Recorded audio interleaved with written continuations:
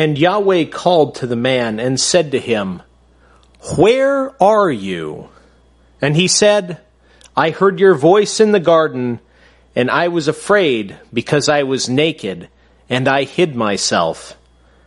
And Yahweh said, "Who told you that you were naked?"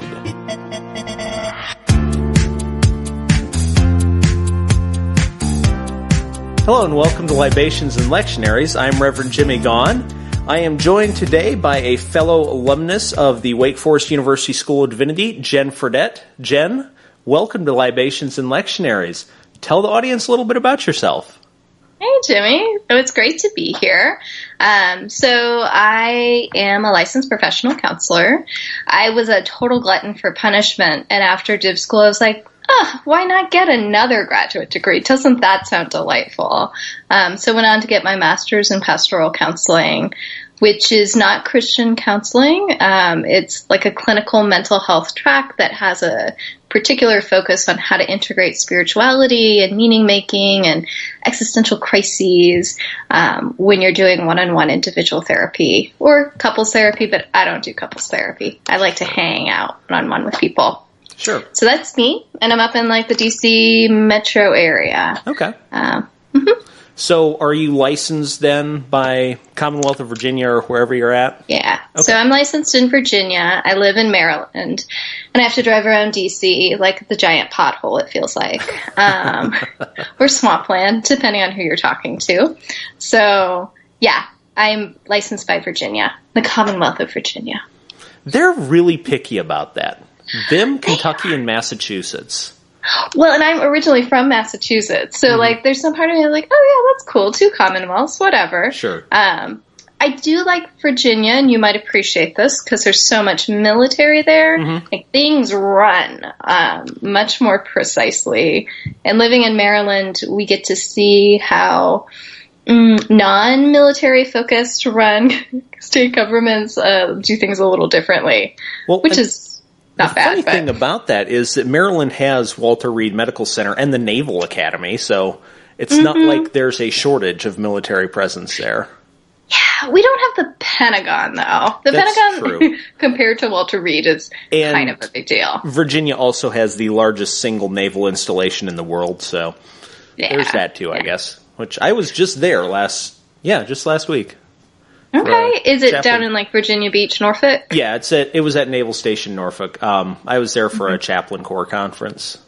That's cool. Yeah. I went to undergrad just south of Norfolk, Virginia, so we always went up to Chesapeake to go to the mall. Okay.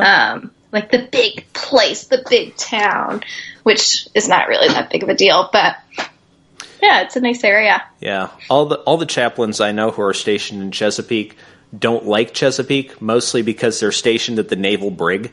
So that's no fun. I'm sure. It's prison chaplaincy in a Navy uniform.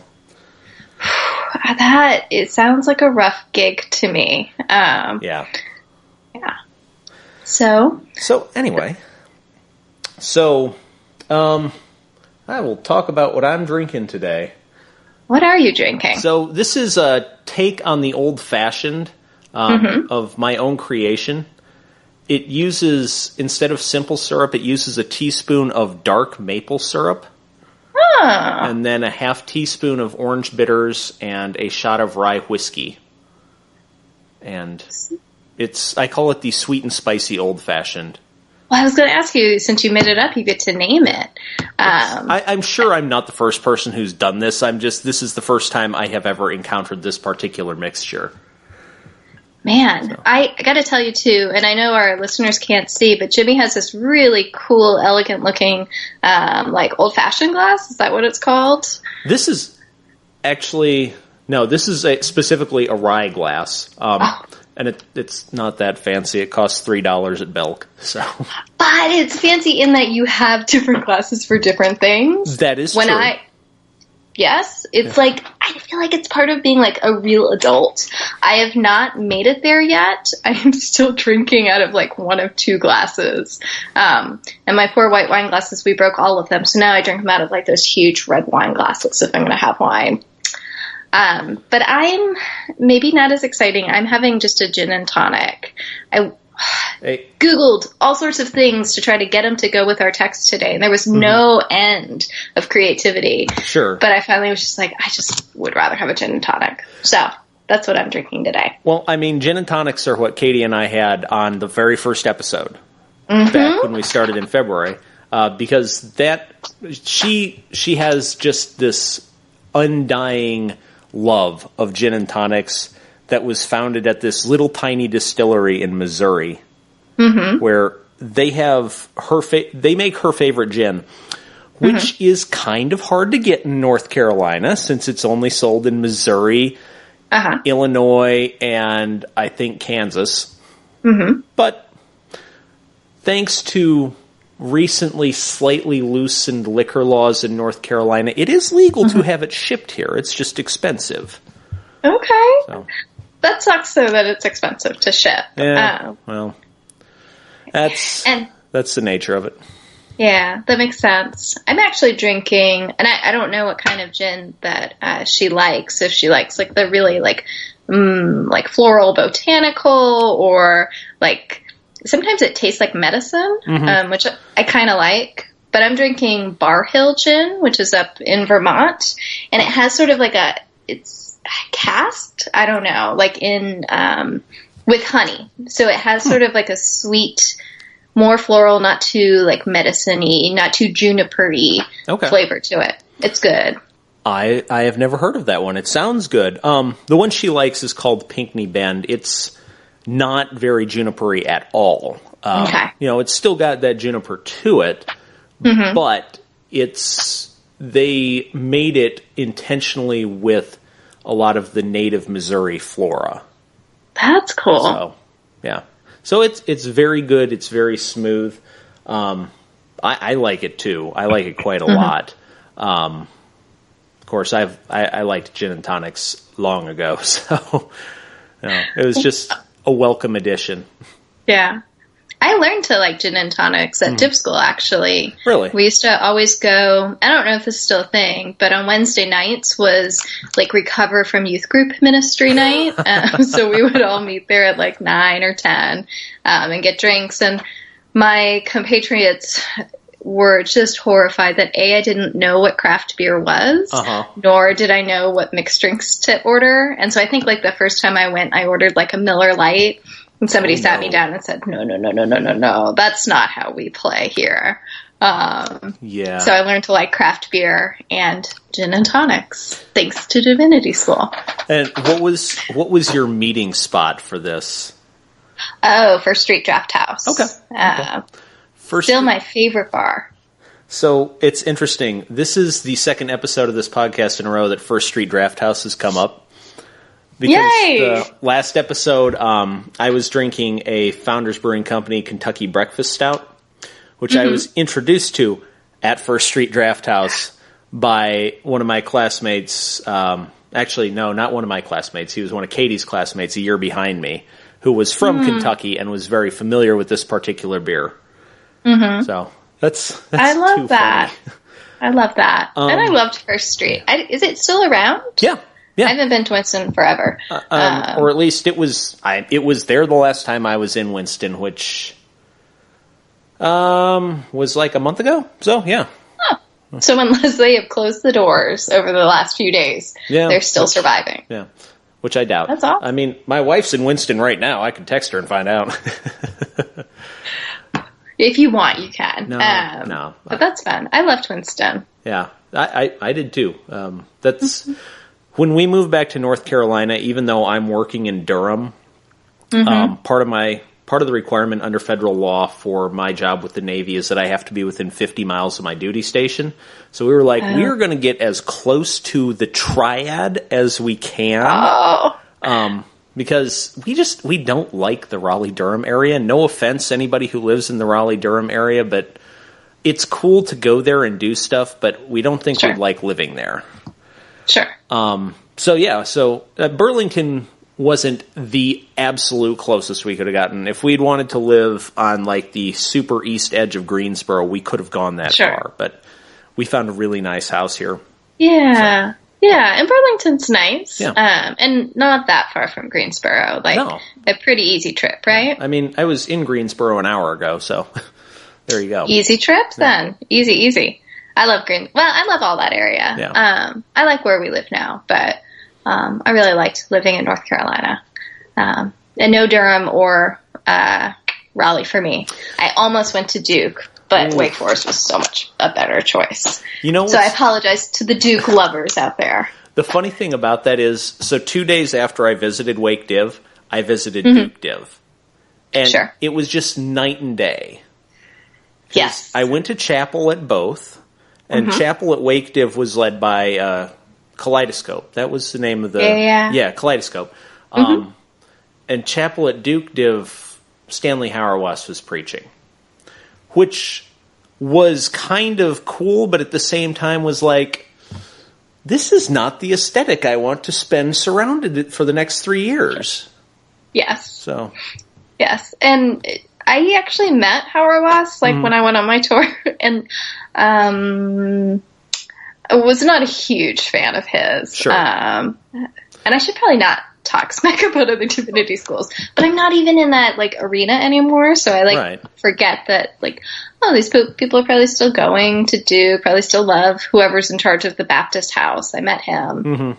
Oh, you're not a Baptist though, so you wouldn't have met with him. I know so many Baptists, so I was at CBF North Carolina back in March. Now, granted, I was there as a Navy recruiter, but still. Sure. And that's the thing, too.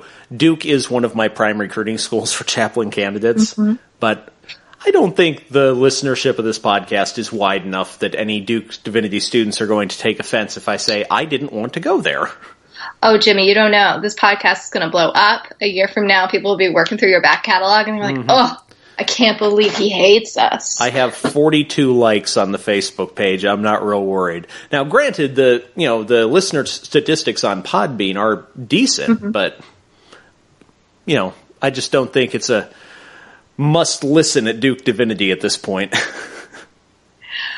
Well, I'll be hoping for you that will change over time.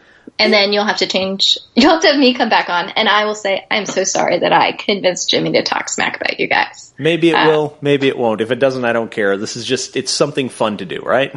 Sure. So anyway, we've talked about what we're drinking. We've talked smack about Duke, as one does. Yes, sure.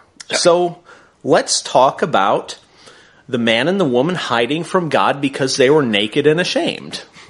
Yes. Although, we talked about this as we were getting, coordinating this. I didn't take Hebrew. I had to, drop out of Hebrew because it made me so sad because I couldn't understand any of it. So I'm wondering, I don't know if you got to look at the Hebrew, but if that word ashamed actually comes up, because there is a ton of shame in this passage, but it's interesting that I didn't see that word, at least in my translations. No, I think that's just the traditional translation. The translation I've got in front of me is the NRSV, which says naked and afraid. So I have so many thoughts about this passage. Okay. And I realized, so I am not a minister. I've certainly done that before. I'm not actually an active churchgoer. I would consider myself much more spiritual but religious. And I realized as I was reading through this, I was like, oh, I did what Bill Leonard said, and I feel like I've become a heretic. So I might talk some smack about Yahweh in this passage, and I just wanted to check that out or give that forewarning to people listening. I will give you a heads up. Dr. Leonard has listened to at least one episode, so... Yay! Hey, Dr. Leonard. It's good to hear you. I didn't write you a letter, even though you told us to when we became a heretic. So I'll get on it. So part of what I was so intrigued about Jimmy, and I guess to give you a little bit more information about what it is I actually do, is I sit with people and I get to hear their stories. And stories that are often difficult for people to share, and not in over the top dramatic ways, but where people have been really, really wounded.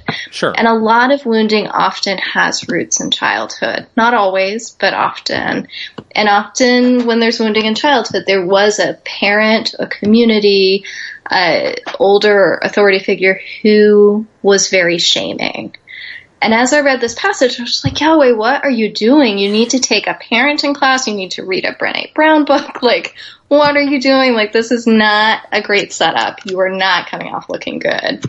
Which is interesting, because I grew up such a fundamentalist Christian. Like, that is not how this passage, at least in my experience, is traditionally read. Sure. As a brief aside, I now have this image of God reading a Brené Brown book. So that's great.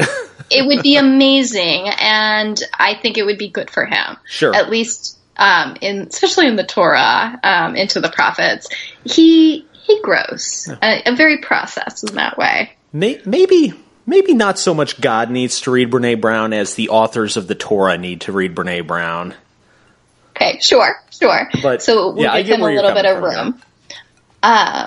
So what was interesting to me, though, so I guess the context, and you would have read this in the beginning, but our passage is actually pretty small. Yeah. Yahweh comes, he's hanging out in the garden, it's cool, it's great. He's walking around talking and asking, like, hey guys, where are you? Although actually, he only asks Adam where he is. He just calls out to the man, like, where are you? Right. And Adam responds, because apparently the patriarchy is already in full force in Genesis 3. And Adam's like, I was really scared to come out and see you because I'm naked. And then God, of course, responds, like, what are you talking about? Who told you were naked? And what was really interesting to me is, I mean, who is this God? And does he not already know where they are? And is he playing with Adam and Eve by extension by saying, hey, where are you? Does he already know, or does he not already know? Right. What was your take on that? You know, I think I have always assumed it was just God asking a rhetorical question. Like, God knows. God knows what they did. It's like a parent who comes in and says, do you know what you did? Who told you you were supposed to do that? And, you know, it's funny, too. I always, whenever I get the chance, I like to subvert the patriarchal context that's written into a text. So in this one, I just like to think God didn't call out to the woman because God assumed the woman hadn't screwed up, but the man had. Maybe. But I mean, but I doubt that was the intent of the author. And also, I mean, if you're then saying God knows and it's a rhetorical question, then why is he going to call out the man versus her?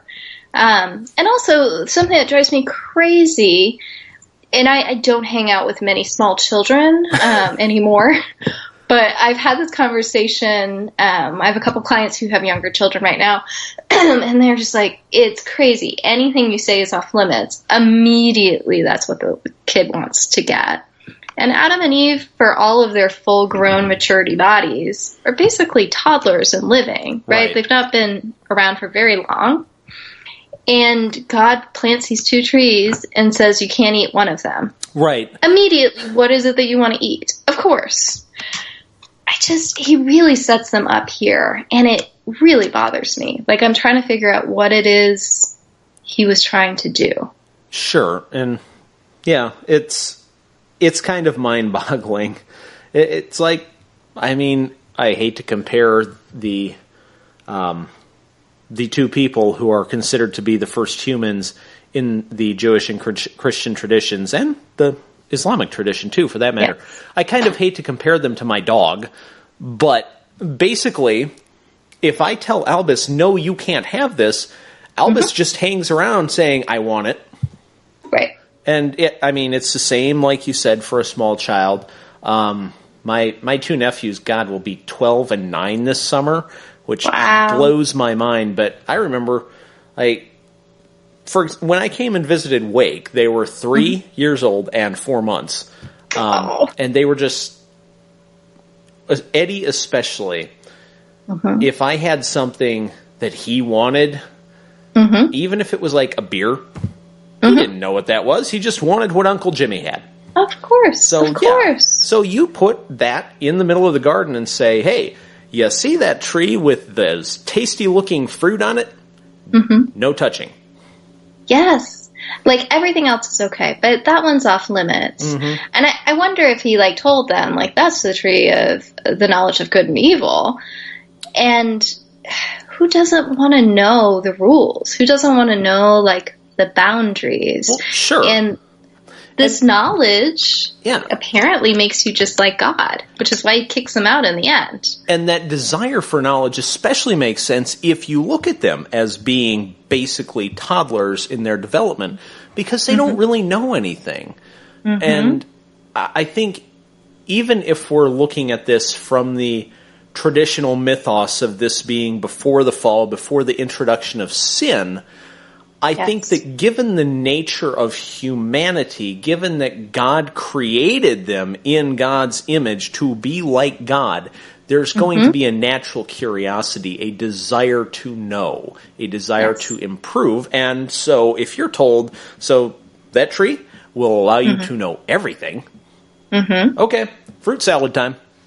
Yeah, I mean, of course. And then on top of it, and so the serpent's not actually part of our text, but we're not actually preaching this. So I feel like we can go back a little bit and explore him. Why not? And so the serpent in the Message is called very clever. And I was reading the RSV as my main text. He's very subtle, which are two, like, really interesting plays. Like, he's clever, but he's subtle. Like, he's going to, like, just sneak it in there. Right.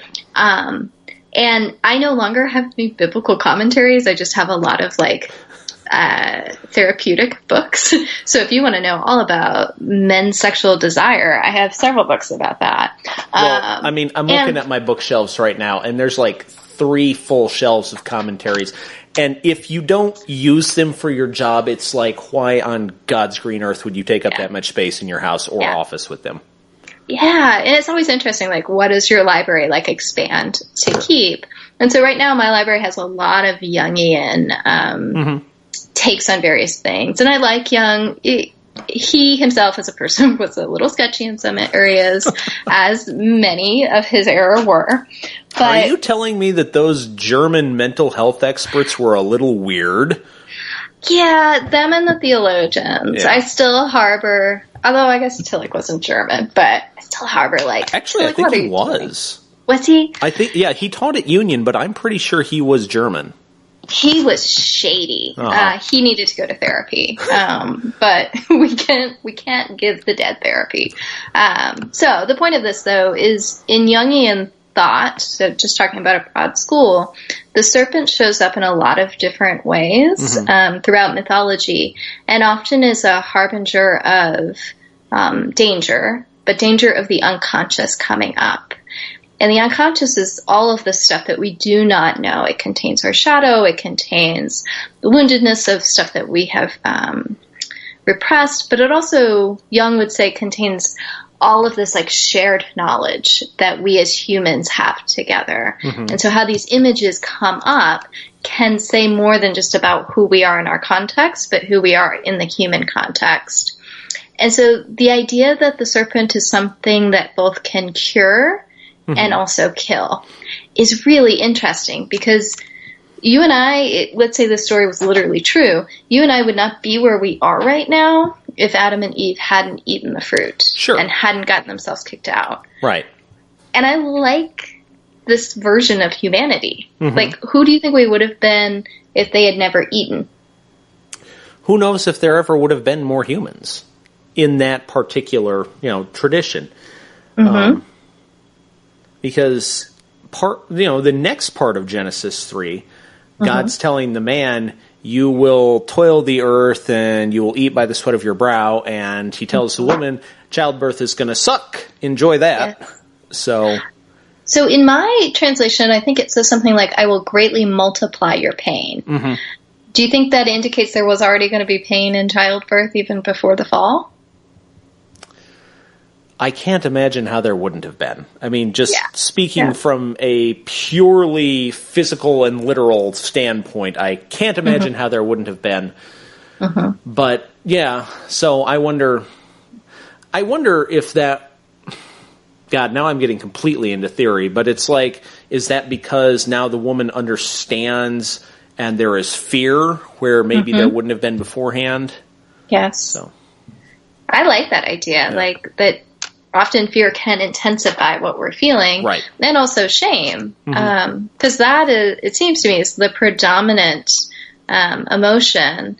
And Brené talks about this. For our listeners who haven't heard of her, you need to go Google her right now, because she's amazeballs. Like, she's the best Houstonian there ever was. Would you agree with that, Jimmy? Yes. I have only actually read one of her books, but she's so good. My wife owns like her entire library, so it's not as though I don't have access to them. I think she's actually more fun to listen to. So anyhow, people go Google her, watch her TED Talks. Well, she's fabulous. I've got an Audible account. I can get one of her books on tape. Her newest one, this is a sidetrack, but her newest one, Braving the Wilderness, is so, so good, and like, I think so applicable for those who work in like group dynamics of this idea of fitting in versus belonging and how that all plays out. Sure. And she reads it. She's great. Oh man, I lost my train of thought. So I was talking about shame. Yep. In this text. So my sense is, so Brené talks about how shame can both like cause us to wilt and like get really, really small, or shame often causes us to puff up. Like, let me prove to you that I'm really not as bad as you think I am, or I'm really much more in charge. Sure. And I feel like we see both things in this text, that the man and the woman are hiding and they are getting really, really small. And Yahweh gets really big, and he ends up cursing them. He doesn't curse them in our text. He curses the serpent. Right. But there's just this legacy of like real trauma. I wish in this text Yahweh had been more curious. Like, so like, how come you guys decided to eat? Like, what were you hoping to get from it? Like, what was it like? Sure. Even if it was a terrible thing that was going to harm them, to take some time to really build that trust with them, because obviously they were so afraid of what was going to happen, because they had stepped outside the boundaries of this small community. But I don't know that they ever really fully realized why that was a bad thing. Right. What do you make of that? That's a tough nut to crack. I mean, given that they did not have that knowledge prior to eating the fruit, even though God had told them, don't do this, how are they to understand and appreciate the consequences of so doing before consuming the fruit? Now, obviously, after eating the fruit, they're like, okay, we now have this knowledge. We understand we have done something that was objectively wrong, but subjectively, we also now have this understanding of what it is to do right and to do wrong, and we would much rather do right. And, yes, they hide, but as soon as God asks, what have you done, the man, actually, I take that back, the man doesn't own up to it, the man blames it on the woman. Like, and then what does she do? She blames it on the snake. She blames it on the snake, and then he's the one left, like, holding the bag because there's no one else to pass it on. Right. Like, shame is such an intolerable emotion. Nobody wants to hold on to it. And in some ways, and I don't know, I'd have to play with the text more, but there's like some shame, it feels like to me, in this Yahweh character, or fear perhaps. And he says later on, at the end of the chapter, like, we can't let them stay, because if they eat the tree of life, they're going to be like essentially equal with us, right? And it's like, well, why is that such a bad thing, Yahweh? Why would you not want to have somebody who is equal and present with you? Why do you want to be the one and only, or like one of the one and onlys if there's multiple gods going on there? Sure. So that's just sort of my curiosity, like, what is going on with Yahweh? Like, what is it that he could be learning from this text? Sure. And, I mean, again, I think that has to be put into the context of the ancient Mesopotamian culture that this was written for, which, you think about modern culture. You think about the fact that I'm talking to you face-to-face over the internet over a distance of what, 300 miles from here to D.C., give or take? Something like that. Yeah. That would have been unthinkable 7,000 years ago. To the people for whom this text was written, we are like gods. And so I think probably the author was trying to put into place this distinct separation. We are human, this is God. For us to aspire to be as God is bad. And you think about how not long after this is the narrative of the Tower of Babel. Everybody tries to come together to be like God, and God scatters them. Not long after this is the narrative of the Ark. The men of Israel start to become, well, not Israel. Israel was not a thing yet, but they start to become sinful, I guess. They are some of them are legendarily the descendants of angels. They become more like God, so God wipes them out. I mean, you look throughout the Genesis narrative, it is one thing after another of man trying to be like God and God saying no. So, coming back to this then, I too wonder what was the author trying to communicate here by wanting there to be such a distinction between God and man. Yeah, and I was just thinking and playing with like how that would have functioned in that context, and how actually I think that still functions for us. Shame really debilitates our ability to change. Like, it doesn't, when we are in shame, we are in shame. Like, and we're going to do stuff that we wouldn't normally do, and often it can like increase our shame. But there's still sort of the sense, even in our culture, that shame can somehow motivate someone to change. Like, I think you see this a lot. You see it a lot in church, but you also see it a lot when people talk about other people's weight. And man, they should really, like, fat shaming is a thing, which is insanity to me because it's not effective. No, but shame often is about how much of control you're in, because if you are in control, then you can banish the way you feel about whatever it might be. And God, it comes off as so controlling, at least in my viewpoint. And actually, you were talking about all of that, I was like, oh, it sounds so lonely for God. Like, there's something profoundly sad about it, that he increases his distance, and like learns to really slap down humans more and more dramatically as we go on, right? Yep. And, you know, it's funny. You would have had Frank Tupper for theology, right? Frank Tupper is my heart. I love him. And so, of course, you know, he talks about how the nature of Christ as God and as human gives God this greater understanding of what it is to be human, gives God this knowledge of community. And again, you think about what the authors of those texts were trying to communicate. Why was there such a disparity between the authors of the Gospels trying to communicate this desire of God's to be in community with humankind versus the author of Genesis saying God is above all and cannot be approached? You know, right. What changed culturally? Well, I mean, it's hard because the Jewish people, the Hebrews, the Israelites, whatever we're going to call them, a lot of their narrative is that they are the oppressed, they are the downtrodden. And in some ways they are, and in some ways they then inflict their trauma on others, which still plays out in a kind of a mirror sense in the Middle East. Well, just the news out of the Gaza Strip virtually every day. Yeah, that's a whole other podcast. It's painful to see.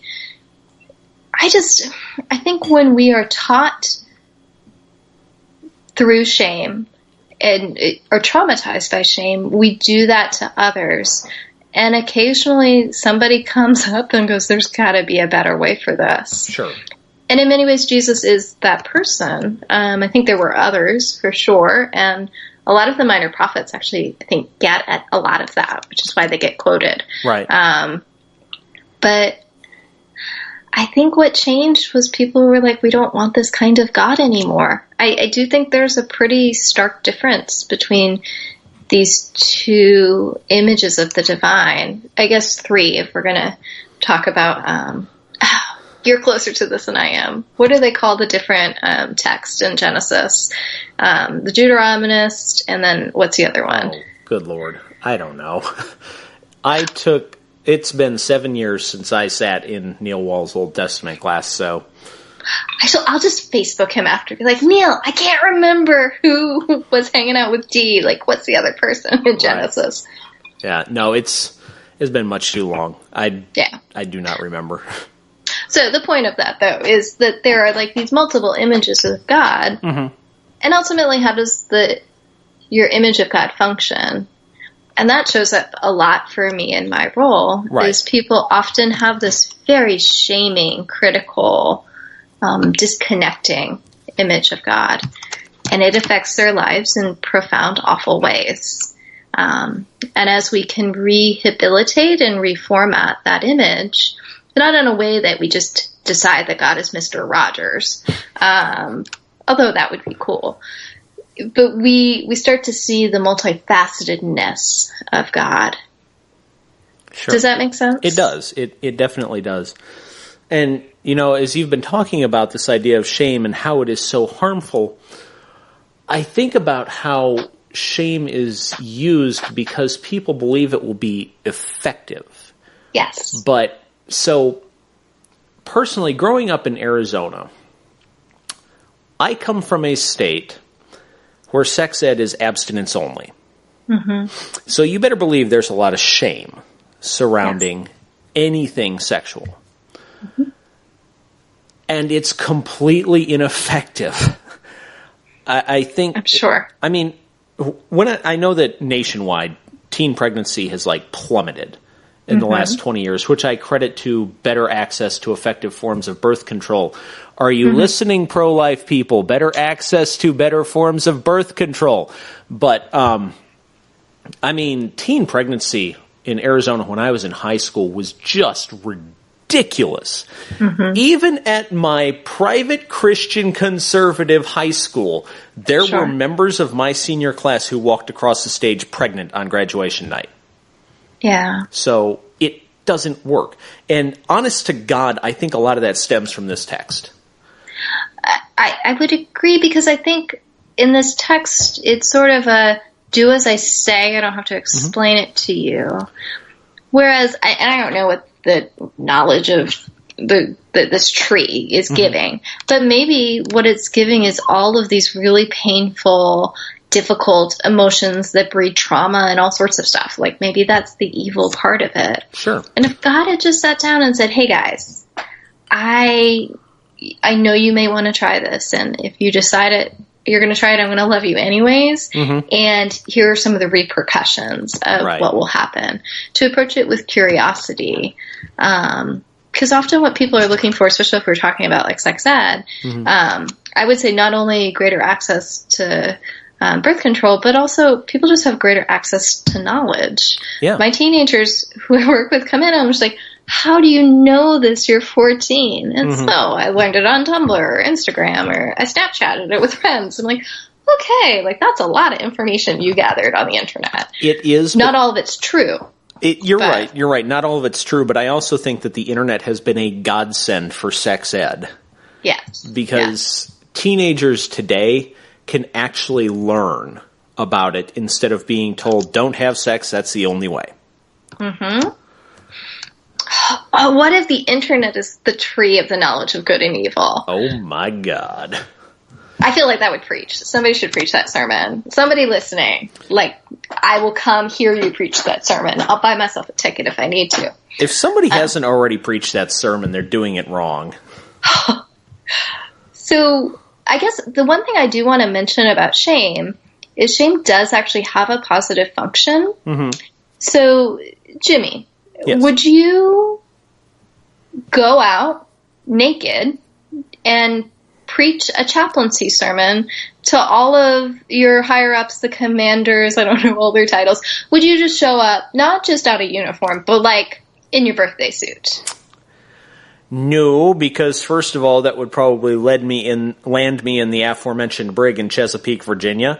And Yes. secondly, that would probably find me with what we call a Section 8 discharge for Yes. mental health reasons. Yes. So, yeah. No, And I wouldn't.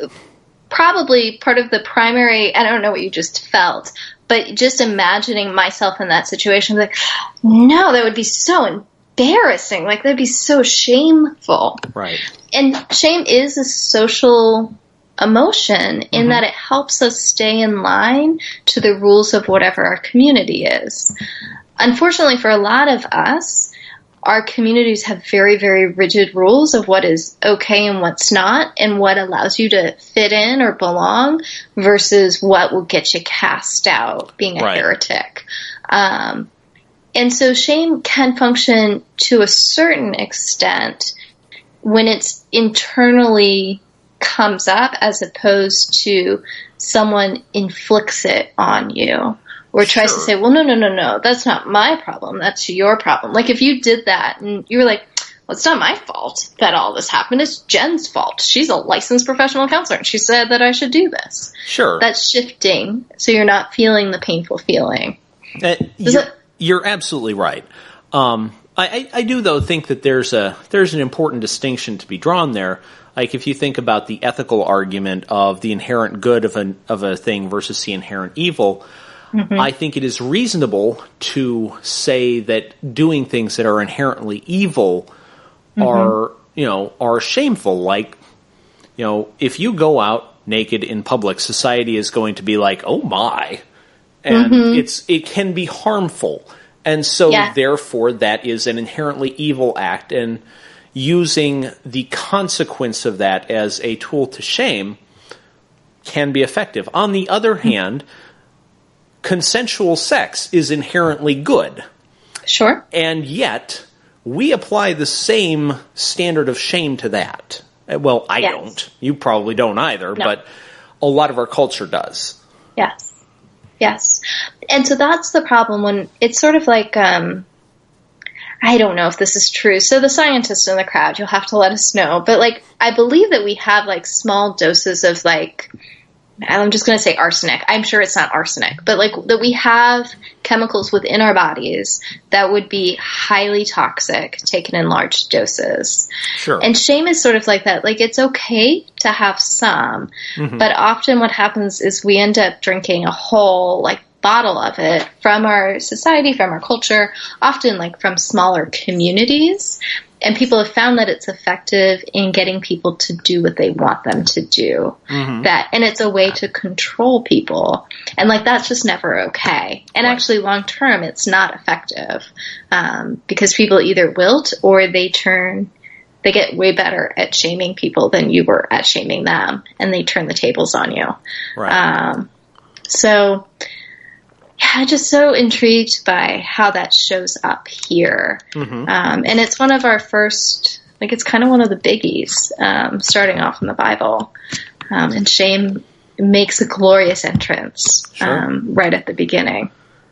And it really does play a role throughout the rest of Genesis and to some extent throughout the Torah, although the narrative of Egypt and the exile is a very different, very different text. I would agree with that. From Genesis. So I'm kind of curious, and again, I don't preach, so when I read text, whether it's this or something else that I find meaningful, I'm always trying to think of like, what is the text saying to me? How can I move forward? How can I integrate this? As opposed to like, we've had some really fabulous thoughts about this text, but I'm just wondering like, okay, how is this text going to start some transformation within me? Sure. Well, and honestly, I think it all comes from the same place. I think regardless of your purpose of examining the text, it's the same exegetical process. You may end up with a different outcome from it, depending on what you're doing. Like in this case, it was simple a simple analysis for a podcast as opposed to a 15-minute distillation for the benefit of a congregation of people. Yes. But it's still the same process. We're still looking at it. We're trying to find the form and function and the call to action of the text to appropriate various phrases I learned from Veronis Miles. So, God, I don't know. This is one of those texts that when it comes up in the lectionary, I'd be like, yeah, I'm not preaching this one. So everybody knows I was the one who picked this text. It was like, let's stop talking about Jesus. And nobody ever wants to talk about the Psalms. Well, and this is a great text to talk about in this kind of context. Yeah. Because we've been talking for nearly an hour at this point just about these 8 verses, whereas trying to communicate something from these 8 verses from the pulpit would be very difficult. So let me challenge you, though. What would be, like, your take-home? Whether you're preaching this or teaching this or... I think actually exploring it for yourself is often a different thing. Sure. So what would be your take-home if you were giving the message?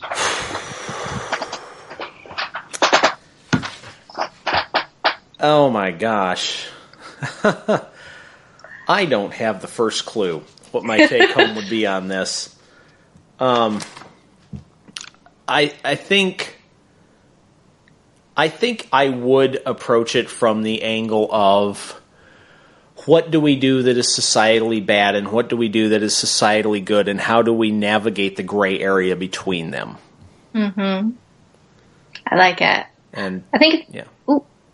No, keep going. I didn't mean to cut you off. No, I mean, I was just going to say I would probably end up writing about 50 pages worth of material that I would then have to distill down to a 10-page sermon.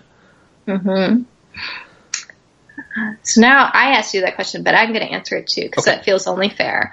I think if I was preaching this, I would want to talk about shame. And I'd really want to talk about how shame, there is a small helpful piece to it, but ultimately if we stay there, if we stay hidden, and we're not willing to take a step out and show ourselves, be willing to be vulnerable, be willing to be seen as human and not as gods, to allow ourselves into the light, that has transformative effects. And in some ways we read these, he curses the serpent, and if we kept going, he curses the man and the woman. Right.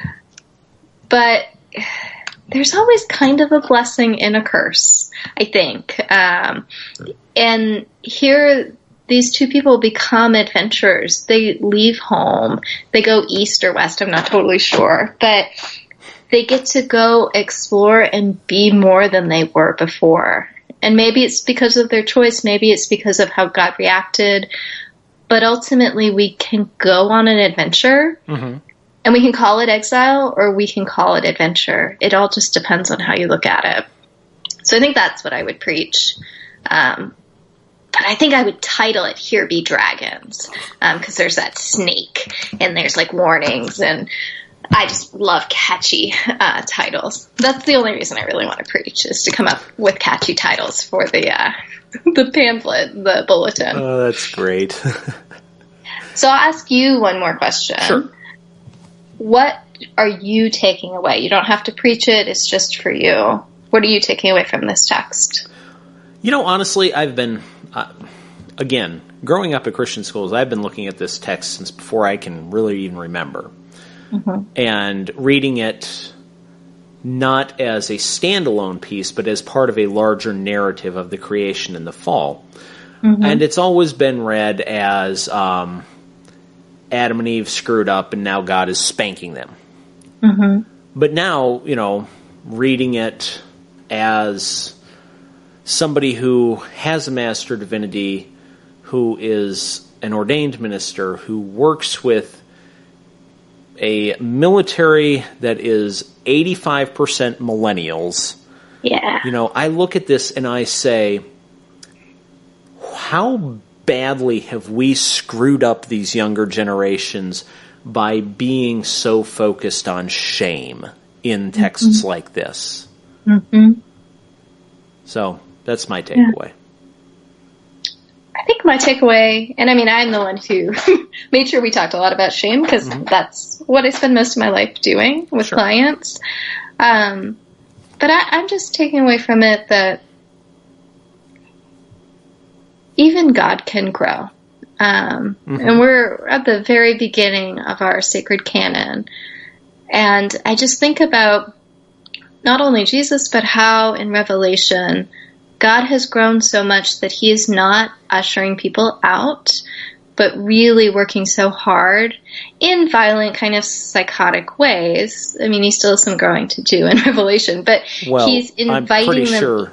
Pretty sure John of Patmos was stoned out of his mind for a lot of the writing of that. So. I wonder.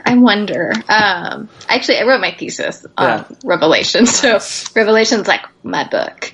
But I mean, here is God who has grown so much that he's no longer scared of people being like him too much or like coming up and like matching him. But he's really trying to make space for, you all are coming. We're going to build not just a garden, not just a small city, but like a whole new world. Right. And there's something really beautiful in that he goes from this really isolated, lonely character to being connected. And so he's the God character here, but I think a lot of us live that way. We isolate ourselves, but there's always potential for us to grow. Right. Yeah, and I think actually one of the most beautiful parts about the book of Revelation is the fact that there is no temple in the New Jerusalem. Yes. Because there does not need to be a place for the people to come worship God, because God is among the people. Yes. I love that verse. I'm going to misquote it, but it says something along the lines of, the Spirit and the bride say come, and all who are thirsty come. So as long as you want to, as long as you have need, just come. Like, we want to have you. That's a beautiful image, I think, for the church. Yeah. So I loved getting to talk about kind of this messy, heretical stuff with indeed. you. Thanks for indulging me. I mean, I think that this entire podcast is a little heretical in nature because of the fact that the entire conceit is that we're drinking and talking about Scripture. Jimmy, I gotta tell you. So I tend to do way too much research that never ends up panning out for a variety of things. But I was just like, I gotta find a drink that's like on brand for Jimmy's podcast. It's gotta be on brand for our text. What could I do? And I think I Googled like biblical cocktails. And this amazing book came up that somebody wrote.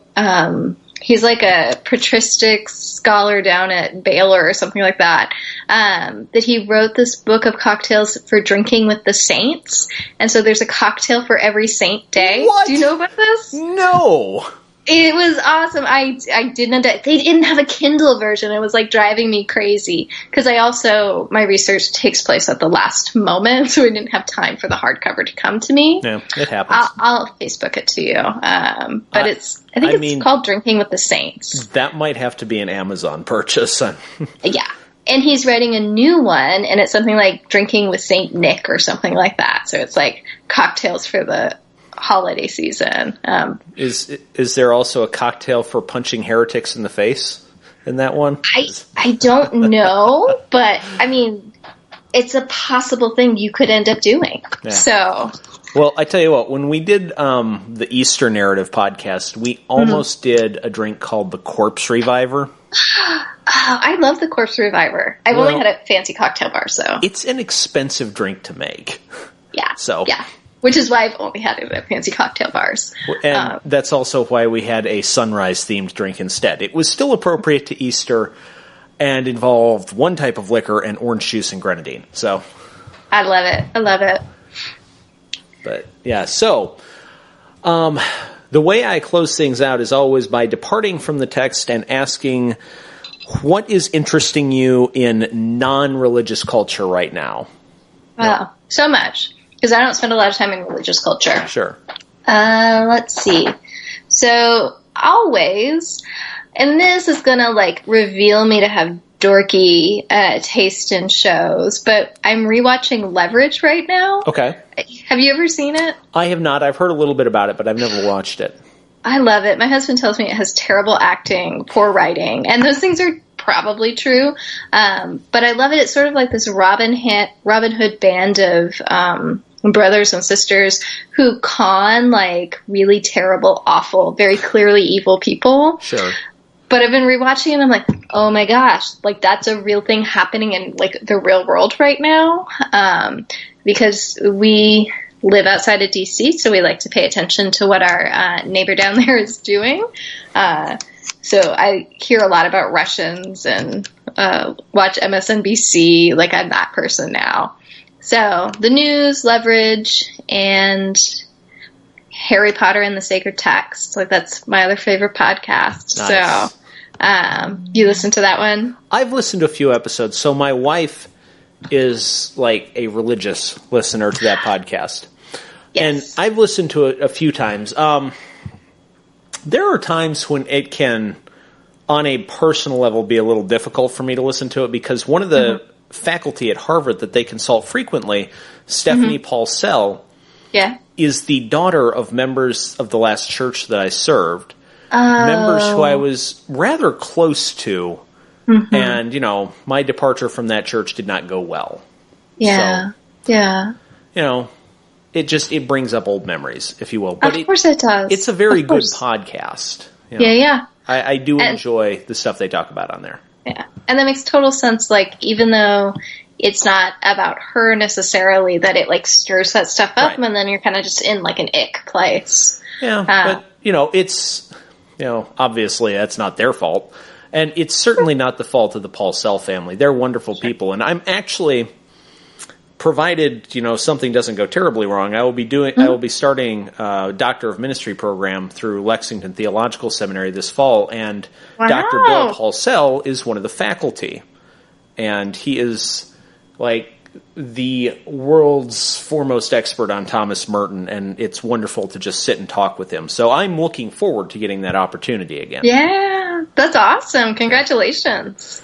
And you'll be able to drink some bourbon, talk about Merton, who I love, like a fabulous person. Yes. I love that. Yeah. I also feel like I want to be Katie's friend now. Like, she loves Brené Brown and Harry Potter and the Sacred Text. All right. Yeah, I think you and Katie would get along quite well. I mean, it's unfortunate sometimes that you run into this spot where there's like a 1-year gap in Wake Div alumni who would have gotten along so well with one another.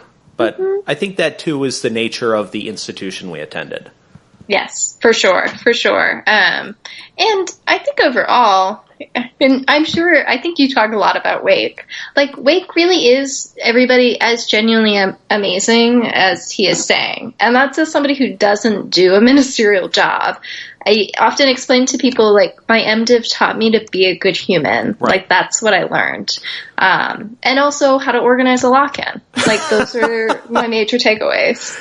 Oh, that's an important thing. And the funny thing is, every single guest on the show so far has either been a Wake alumnus or faculty. Yay! I love that.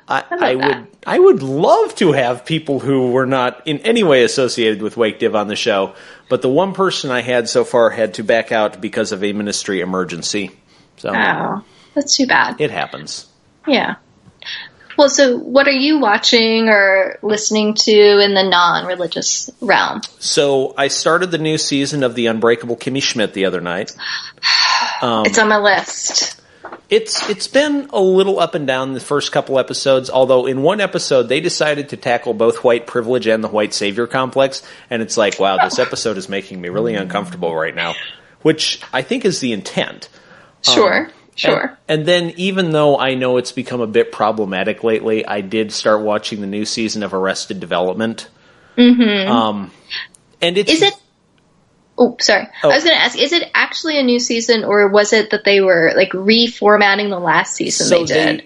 Earlier this month, they released a reformat of the last season, but on Tuesday, they released a whole brand new season of it. And it's actually a very good season. In my opinion, much better than season 4. But it is also tainted by everything that has come out about Jeffrey Tambor in the last year, and just the whole press tour the last couple weeks where Jessica Walters saying, this is the crap that happened to me on set, And suddenly all her male co-stars were like, well, actually, and it's like mansplaining with Ron Howard on Arrested Development. Yeah. I read an interesting article about that because I read much more about pop culture than I partake in it. Sure. But too. There was a really, I love that. There was an interesting article that talked about how, in a lot of ways, they were defending him by saying, well, that's never happened, that's never been my experience, and it really revealed how much there is still of a boys' club in so many places, because of course it's not happened to them, of course he's never treated them that way, and it's hard for them to really be able to sit in somebody else's shoes. Well, and the interesting thing about that too is that on that very press tour, Jeffrey Tambor said, yeah, I did this, and I'm sorry. Did he actually genuinely apologize? Oh yeah, he's apologized to Jessica Walter, and she still has a very deep level of affection for him, in her own words. But still, It's like Jason Bateman, Will Arnett, shut up. Yeah. Oh, bless their hearts. Indeed. So, but it's been pretty good, other than sort of the taintedness. Yes, it has, and also Solo.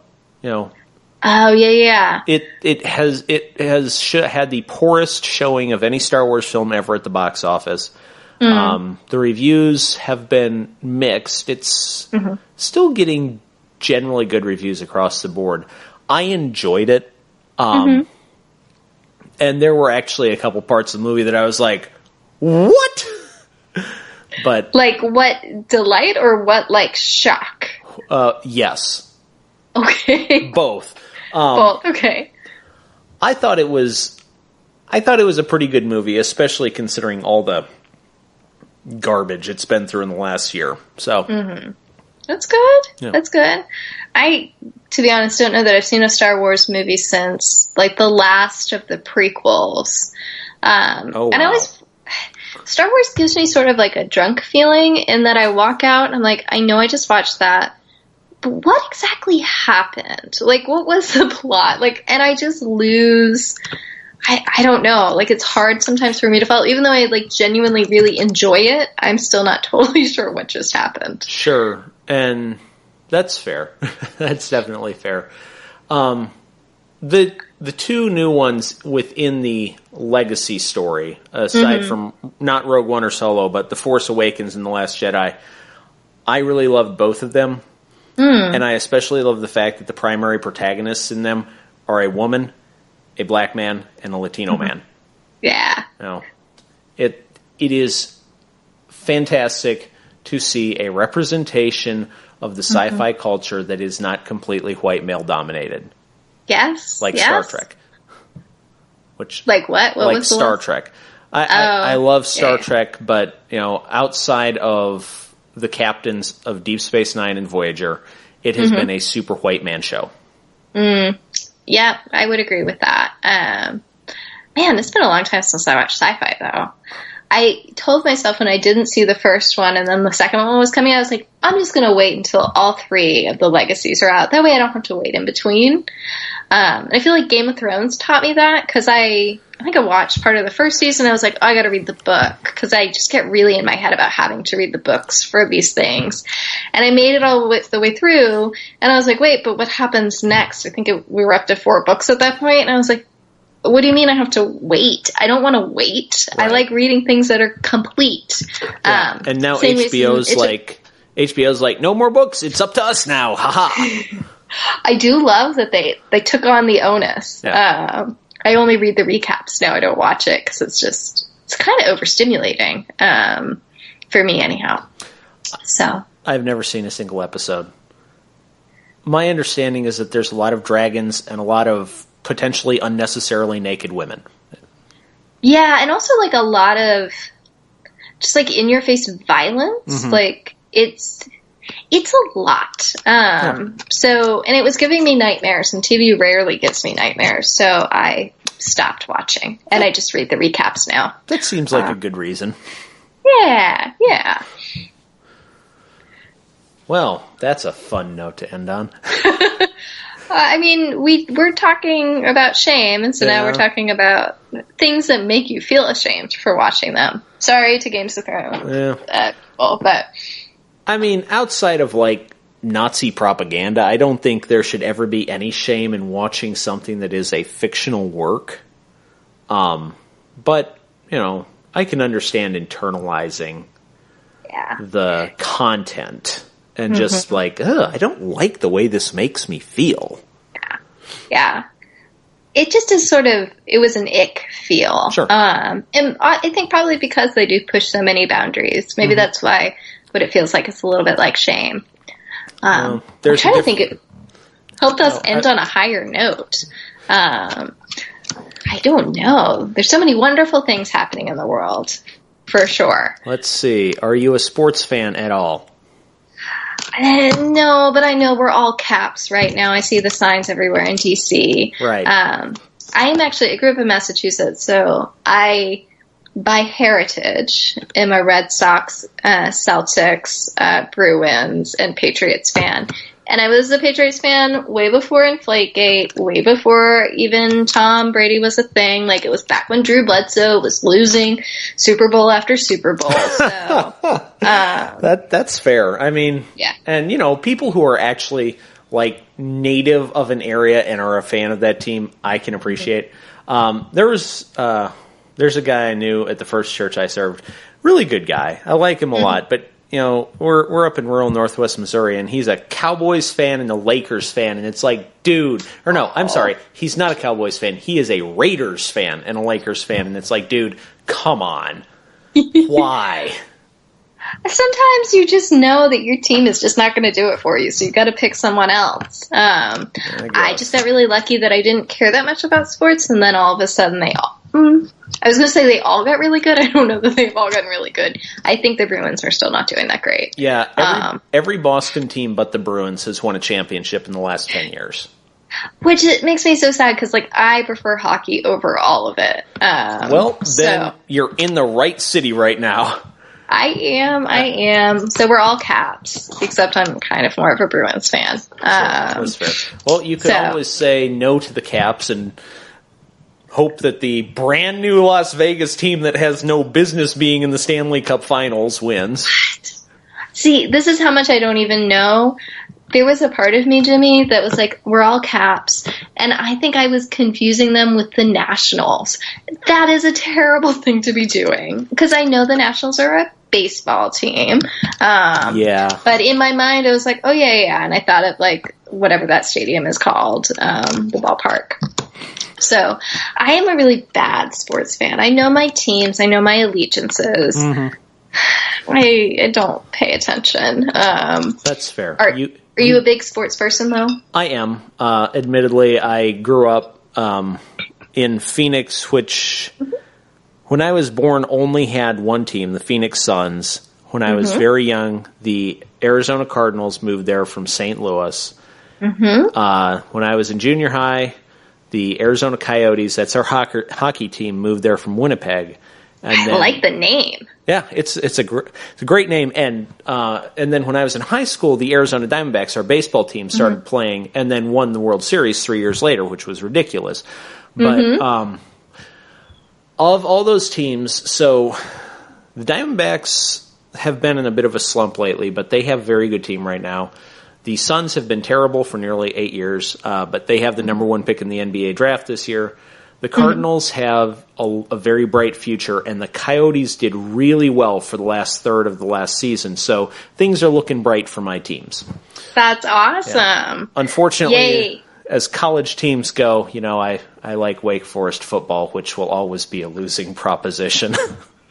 I have a great story for us to end, and it's a nice dovetail with Duke. Fantastic. So when I was 18, I moved, I guess I was 17. No, I was 18. I moved down to school for college. I went down to North Carolina, Murfreesboro, North Carolina, in the middle of nowhere. Right. And so the year I was there was the year that there was a major hurricane. I think it was Isabella. I don't remember. And I really wanted to stay on campus, but nobody would let me. Everybody was like, no, you need to go, you need to go. But in the midst of that, there was a lot of talk about basketball and like who your team was. And people kept talking about like, go Tar Heels, go Chapel Hill, blah, blah, blah, blah, blah. And I was like, okay, Tar Heels, Chapel Hill, like those are the teams, or that's the team. And I ended up having to drive. I have family out in High Point, so I drove out to High Point to stay with my family. Okay. And when I came back, I said, yeah, I think I get this basketball thing now. I was like, because I had seen this sign. It said Duke University, Chapel Hill. And so I said to a basketball fan of mine, I was like, yeah, go Duke, go Tar Heels, right? And they looked at me like, no, no, no. And that was the year, I think it was 2003, that Chapel Hill and Duke, like, fought each other in March Madness. And I think Duke won that year. So, yeah, for a brief span of time, I thought Duke and Chapel Hill were the same thing. Literally, I thought Duke University was Chapel Hill. That is a relatively hilarious story to end on, especially since my sister-in-law did her undergrad at Chapel Hill. I love it. Bigger fan of Chapel Hill now than Duke, to just cement my preferences. I think in the all triangle. Good thinking human beings are. Oh, wait, am I bashing Duke again? Whoops. Just join the crowd. It's not so bad. Well, I also lived in Lexington, Kentucky for a year, and they're still hung up on Christian Laettner, which happened 26 years ago. So, they really hate Duke out there. I love it. I love it. We do love you with the love of Christ, Duke. But that's about as far as it extends. But, yeah, otherwise, bless your hearts. All right. Well, thanks for having me, Jimmy. Thank you for joining me, Jen. This has been fun.